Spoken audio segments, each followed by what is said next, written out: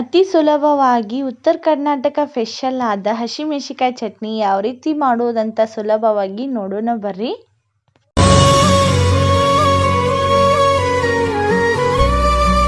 ನಾನೀಗ ಗ್ಯಾಸ್ ಮೇಲೆ ಒಂದು ಪಾತ್ರೆ ಇಟ್ಕೊತಾ ಇದ್ದೀನಿ. ತೊಳೆದಿರೋ ಮೆಣಸಿಕಾಯಿನ ಅದರೊಳಗೆ ಹಾಕೋತಾ ಇದ್ದೀನಿ. ಹಾಕೊಂಡ್ಮೇಲೆ ಅದು ಎಲ್ಲ ನೀರಿನ ಅಂಶ ಹೋಗುವವರೆಗೂ ನಾವು ಫ್ರೈ ಮಾಡ್ಕೋಬೇಕಾಗತ್ತೆ.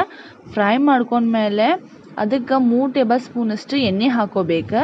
ಎಣ್ಣೆ ಹಾಕೊಂಡ್ಮೇಲೆ ಒಂದು ಸ್ವಲ್ಪ ಫ್ರೈ ಮಾಡಬೇಕು. ಅಷ್ಟೊಂಟ್ಲೆ ನಾವು ಮಿಕ್ಸಿ ಜಾರಕ್ಕೆ 1 ಗಡ್ಡೆಯಷ್ಟು ಬೆಳ್ಳುಳ್ಳಿ, 1 ಹಿಡಿಯಷ್ಟು ಕೊತ್ತಂಬರಿ, ರುಚಿ ತಕ್ಕಷ್ಟು ಉಪ್ಪು, ಸ್ವಲ್ಪ ಜೀರಿಗೆ ಹಾಕೋಬೇಕಾಗತ್ತೆ. ಇದೆಲ್ಲ ಫ್ರೈ ಆದಮೇಲೆ ಇಷ್ಟು ಫ್ರೈ ಆದರೆ ಸಾಕಾಗುತ್ತೆ ನಮಗೆ. ನಾವು ಅದು ತಣ್ಣಗಾಗಕ್ಕೆ ಬಿಡಬೇಕಾಗತ್ತೆ. ಇದನ್ನು 3 ದಿನ ಆದರಷ್ಟು ಸ್ಟೋರ್ ಮಾಡಿ ಇಟ್ಕೋಬೋದು. ನಾವು ಏನೂ ಕೆಡಂಗಿಲ್ಲ. ಪಲ್ಯಕ್ಕೆ, ರೊಟ್ಟಿ, ಚಪಾತಿ ಕೂಡ ಬಹಳ ಚಲೋ ರುಚಿ ಕಾಂಬಿನೇಷನ್ ಆಗುತ್ತೆ.